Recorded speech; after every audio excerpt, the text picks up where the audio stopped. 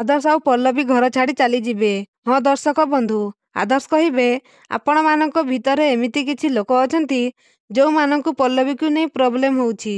ଆଉ ଏପଟେ ପଲ୍ଲବୀଙ୍କ ସହିତ କୌଣସି ଅନ୍ୟାୟ ହେବାକୁ ଦେବିନି ବୋଲି ପ୍ରମିସ୍ କରି ସାରିଛି।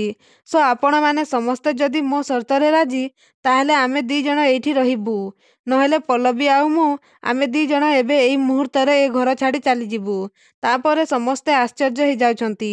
ତାପରେ ଆଦର୍ଶ କହିବେ, ସମସ୍ତେ ନୀରବ। ତା ମାନେ ନିଶ୍ଚୟ ସମସ୍ତେ ମୋ କଥାରେ ରାଜି, ରାଇଟ୍? Good, very good.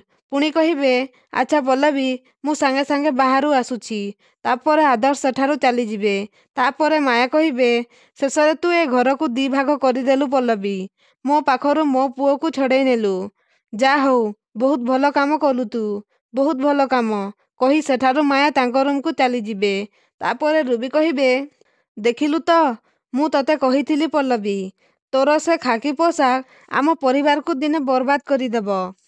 କିନ୍ତୁ ତୁ ମୋ କଥା ଶୁଣିଲୁନି।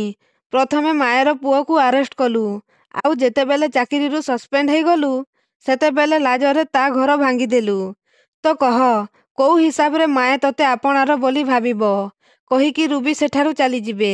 ଆଉ ଏପଟେ ହେମନ୍ତ 2ଟା ଗୁଣ୍ଡା ସାଙ୍ଗରେ ହସୁଥିବେ। ଆଉ ଗୋଟେ ଗୁଣ୍ଡା କହିବ, ଯାହା କୁହ ଭାଇ, ଆପଣଙ୍କର ମୁଣ୍ଡ ପୁରା କମ୍ପ୍ୟୁଟର ଭଳିଆ ଚାଲୁଛି। ତାପରେ ଆଉ ଗୋଟେ ଗୁଣ୍ଡା କହିବ, ହଁ, ମାତ୍ର ଗୋଟିଏ ଭିଡ଼ିଓ ଆଉ ପଲ୍ଲବୀ ମହାପାତ୍ର ସସ୍ପେଣ୍ଡ। ତାପରେ ହେମୁ କହିବେ, ଡ୍ୟୁଟି ନାଁରେ ସେ ପଲ୍ଲବୀ ମହାପାତ୍ର ପଛକୁ ହଟିବା ପାଇଁ ରାଜି ହେଲାନି।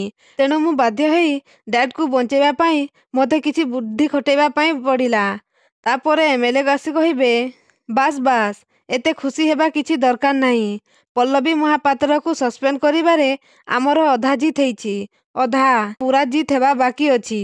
ପୁଣି କହିବେ, ହେମୁ, ସେ ଶମ୍ଭୁ ନାୟକ କଥା କେତେ ବାଟ ଗଲା? ତାପରେ ହେମୁ କହିବେ, ତା ପଛରେ ଲୋକ ଲଗେଇ ଦେଇଛି ସାର୍, କିନ୍ତୁ ତା ପାଖରେ ଗାଡ଼ି ଅଛି ନା ମୋବାଇଲ। ସେଥିପାଇଁ ତାକୁ ଟ୍ରାକ୍ କରିବା ପାଇଁ ଆମକୁ ଟିକେ କଷ୍ଟ ହେଉଛି। କିନ୍ତୁ ଆପଣ ଜମା ବି ବ୍ୟସ୍ତ ହୁଅନ୍ତୁନି।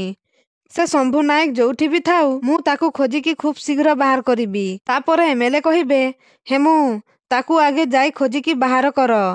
ଏମିତି ଚୁପ୍ ହେଇକି ବସିଦେଲେ ହେବନି। ତାପରେ ସେଲିବ୍ରେସନ କରିବ। ଆଗ ଶମ୍ଭୁ ନାୟକକୁ ଖୋଜିକି ବାହାର କର। ଯେ ପର୍ଯ୍ୟନ୍ତ ଶମ୍ଭୁ ନାୟକ ଆମ ହାତକୁ ନ ଆସିଛି, ବିପଦ ଆମକୁ ଗୋଡ଼େଇ ଗୋଡ଼େଇ ଲାଗିଛି। ବୁଝିପାରିଲ ନା ନାଇଁ?